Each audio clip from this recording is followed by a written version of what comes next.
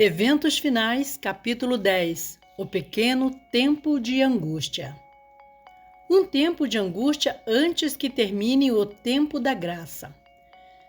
Na página 33 de Primeiros Escritos é dito o seguinte: ao início do tempo de angústia, fomos cheios do Espírito Santo ao sairmos para proclamar o sábado mais amplamente.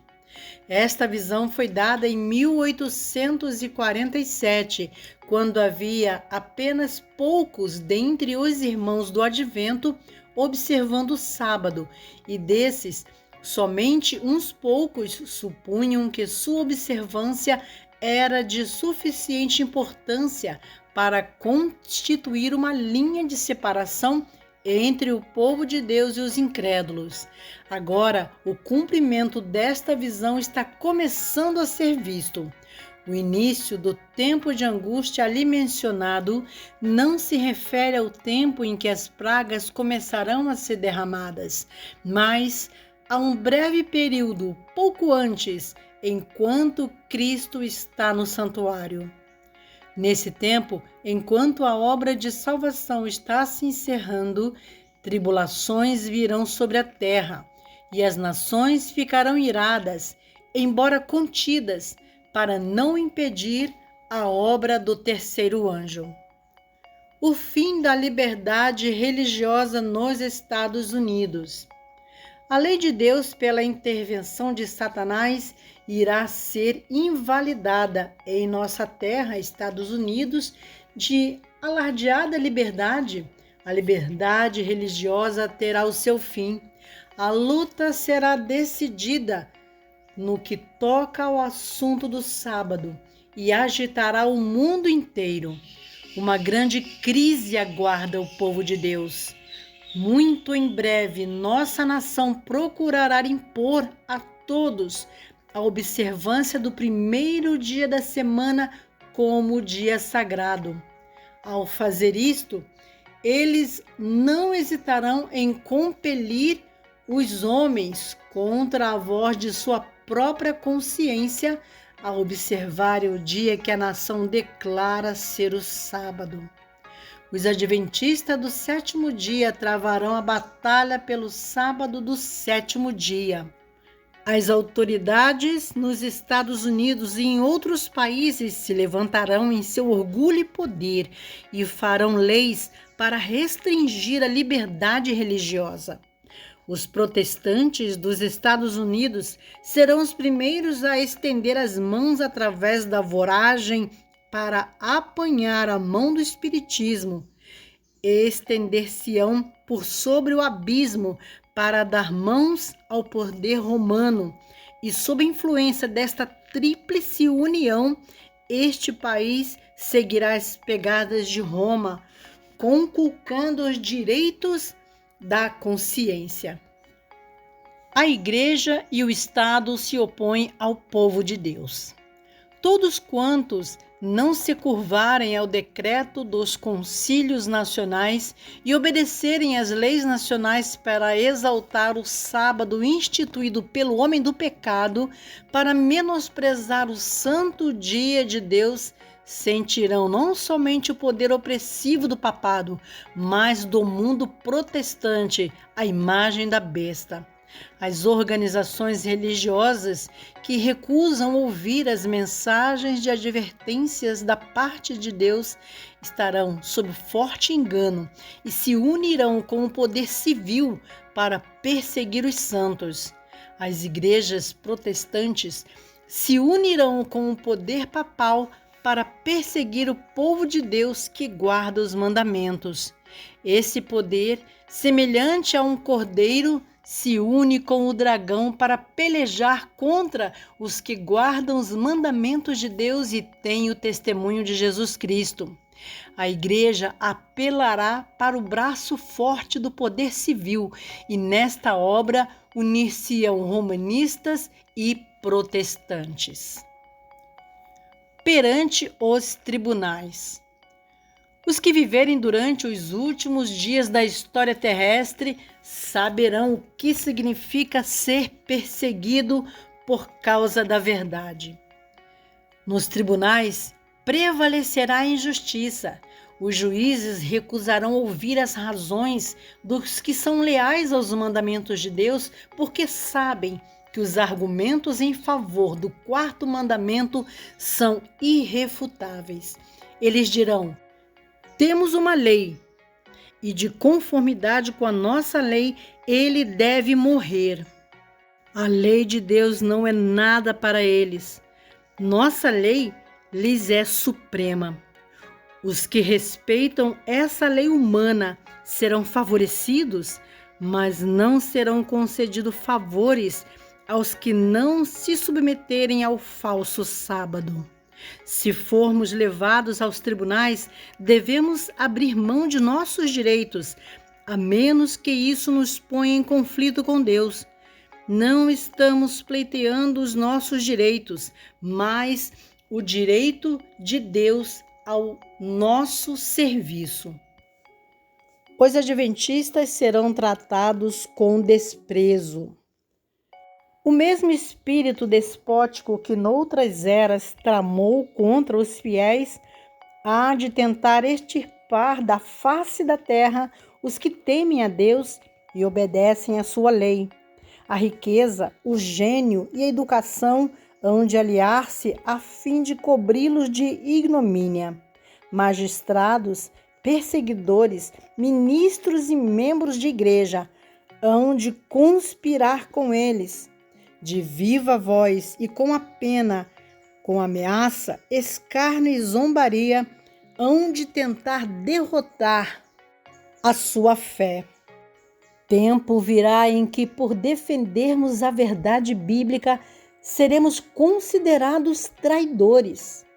Os que honram o sábado bíblico serão denunciados como inimigos da lei e da ordem, como que a derribar as restrições morais da sociedade, causando anarquia e corrupção e atraindo os juízos de Deus sobre a terra.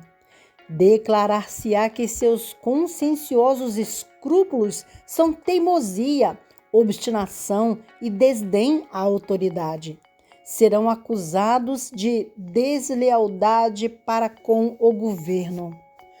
Todo que nesse dia mau se dispuser a servir a Deus com destemor, segundo os ditames de sua consciência, necessitará de coragem, firmeza e do conhecimento de Deus e sua palavra, pois os que forem fiéis a Deus serão perseguidos, seus motivos impugnados, desvirtuados seus melhores esforços e seus nomes repudiados como um mal. Perseguições de todo tipo. As perseguições dos protestantes pelo romanismo, por cujo intermédio a religião de Cristo quase foi aniquilada, serão mais que igualadas quando o protestantismo e o papado se unirem. Satanás tem milhares de meios de agressão disfarçados que serão usados contra o leal povo de Deus que guarda os mandamentos para compeli-los a violentar a consciência. Não precisamos surpreender-nos com coisa alguma que ocorra agora. Não precisamos maravilhar-nos de nenhuma manifestação de horror. Os que espezinham a lei de Deus com pés profanos têm o mesmo espírito dos homens que insultaram e traíram a Jesus. Sem qualquer remorso, eles farão as obras de seu pai, o diabo. Os que desejam avivar a memória e ser instruídos na verdade precisam estudar a história da igreja primitiva durante e imediatamente após o dia de Pentecostes. Estudai atentamente o livro de Atos, as experiências de Paulo e dos outros apóstolos, pois o povo de Deus em nosso tempo terá de passar por experiências similares. Privados de todo o apoio terreno. As riquezas acumuladas logo serão inúteis. Quando sair o decreto de que ninguém poderá comprar ou vender, senão aqueles que tiverem o sinal da besta, muitos recursos não terão utilidade alguma. Deus requer que façamos agora tudo que estiver ao nosso alcance para transmitir a advertência ao mundo. Tempo virá em que de modo algum poderemos vender. Logo sairá o decreto proibindo os homens de comprar ou vender a qualquer pessoa, senão aos que tenham o sinal da besta. Estivemos perto de ver isto realizar-se na Califórnia há pouco tempo atrás, mas foi apenas a ameaça do sopro dos 4 ventos. Até agora, eles têm sido contidos pelos 4 anjos. Não estamos bem preparados. Ainda há uma obra a ser efetuada, e então os anjos receberão a ordem de soltá-los para que os ventos soprem sobre a terra. Na última grande batalha do conflito com Satanás, os que são leais a Deus hão de ser privados de todo apoio terreno, por se recusarem a violar-lhe a lei em obediência a poderes terrestres, ser-lhes-á proibido comprar ou vender. Satanás diz: pelo temor de que lhes venha a faltar alimento e vestuário, eles se unirão com o mundo na transgressão da lei de Deus. A terra estará inteiramente sob meu domínio. Alguns serão encarcerados por causa de sua fé.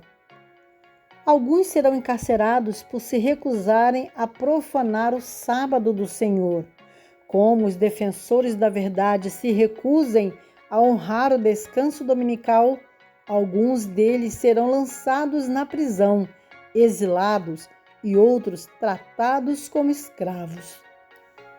Para a sabedoria humana, tudo isso parece agora impossível, mas ao ser retirado dos homens o Espírito de Deus, o qual tem o poder de reprimi-los, e ao ficarem eles sob o governo de Satanás, que odeia os preceitos divinos, hão de acontecer coisas estranhas.